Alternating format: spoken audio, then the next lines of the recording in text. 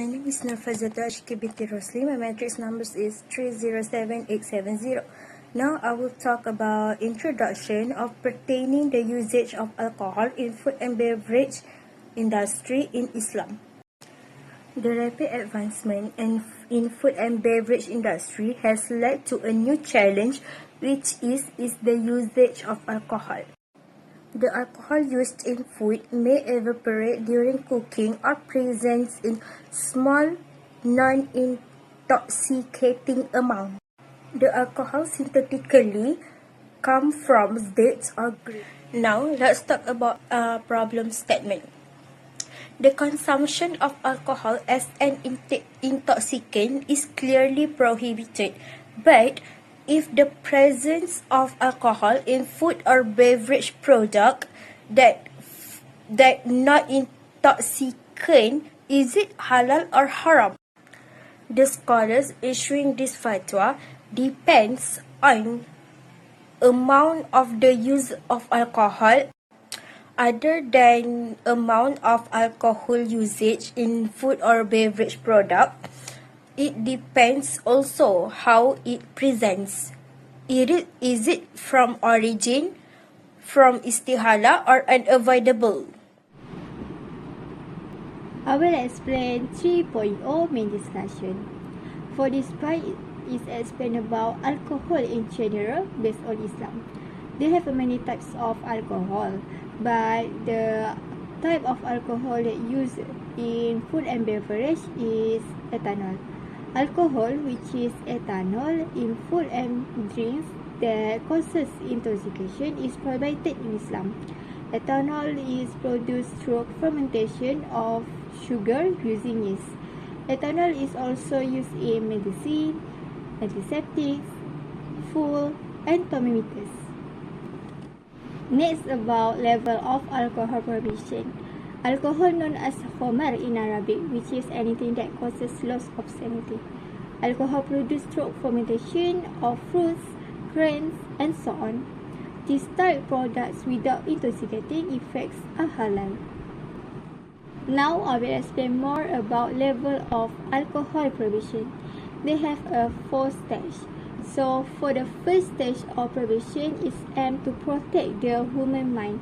In Surah An-Nahl, verse 67 refer to intoxicating drinks are a sign for those who reflect. The first stage is critic awareness about alcohol effects. So now we move to a second stage of prohibition. In Surah Al-Baqarah, verse 219, it means in alcohol and gambling is great sin and some benefit, but sin is greater. Is mentioned about alcohol and gambling are acknowledged as major sins. It is response to question from Muslim in Medina. Then third stage of prohibition. In Surah An-Nisa, verse 43, that means do not approach prayer while intoxicated.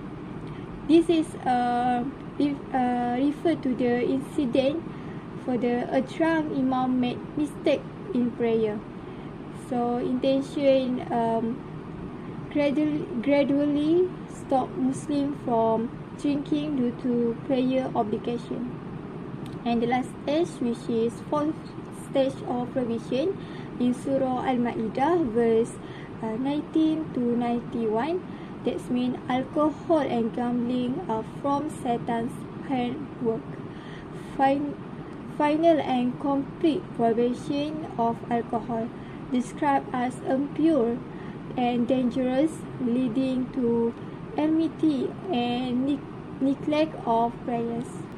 Next, about views of the 4 schools of thought. So they have a 4 school, which is Hanafi school, Maliki school, Shafi'i school, and Hanbali school. So Hanafi school talk only khamar from grapes is strictly forbidden. Other fermented drinks, which is called as nabis, not haram unless not causes intoxication. Hard punishment applies only if intoxicated. Next, Maliki school. Maliki school taught alcohol from grapes is haram and impure. Other sources permissible if not intoxicating. Then Shafi'i school. Shafi'i school taught all intoxicating substances are haram and impure, regardless of origin. No exception unless in emergency situation. Last one is Hanbali school. It is similar to Shafi'i but more strict, focus on intent and potential of intoxication, not amount. All forms of alcohol are prohibited even if not intoxicating. Assalamualaikum, my name is Nur Fatwa Akila binti Soleh Fifi. My matric number is 304890. So for this part of the presentation, I will explain about the fatwa from Brunei Darussalam regarding the use of alcohol in food and beverage. According to Jabatan Mufti Brunei, alcohol that naturally produced through fermentation, like what happened in bread or soy sauce, is only allowed if it does not cause intoxication. This means if it doesn't make someone drunk, it can be considered halal. Previously, some people thought that Brunei allowed up 2% alcohol, but the Mufti department clarified that the 2% was only an example, not an official rule. So there is no fixed percentage, but it must be below the level that cause intoxication. However, industrial or added alcohol, which is alcohol that is purposely added to food or drink, is haram and considered najis or impure.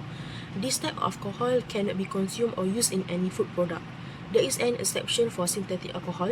It can be used only as solvent, not as food ingredient as food. But even then, it must meet two conditions. It must not be the one of the ingredients, and there should be no trace of alcohol in the final product, meaning it must be 0.00%. This shows how strict Brunei is in protecting the halal status of food and ensuring it is safe and pure for Muslim consumer. Now, I will explain about the fatwa from Indonesia issued by Majlis Ulama Indonesia (MUI) about the use of alcohol in food and drinks. According to the fatwa, alcohol made from khamar, which means intoxicating substance like wines, which is wine is haram and najis. But alcohol not made from khamar is still haram but not najis. This is an important difference because industrial or synthetic alcohol that does not come from khamar is allowed in food processing, but only if there are no trace of alcohol left in final product. MUI also gives some important definitions. They define khamar as anything that can be intoxicate a person, and alcohol as any substance with an OH group like ethanol or methanol. According to MUI, khamar and its alcohol are both haram and najis, but non-khamar alcohol is haram but not impure and can be used in food, cosmetic and medicine, only if it's safe and no residue remains. This fatwa is also supported by Surah Al-Ma'idah, verse 19, which warns believers to stay away from intoxicant and other actions that are considered evil by Allah. أعوذ بالله من الشيطان الرجيم يا أيها الذين آمنوا إنما الخمر والميسر والأنصاب والأزلام رجس من عمل الشيطان فاجتنبوه لعلكم تفلحون. So, in summary, Indonesia's fatwa allows the use of certain types of alcohol in small, non-intoxicating amounts, but only if it's safe and pure for consumer. I will explain about the fatwa in Singapore, which was issued by Majlis Ugama Islam Singapore or MUIS.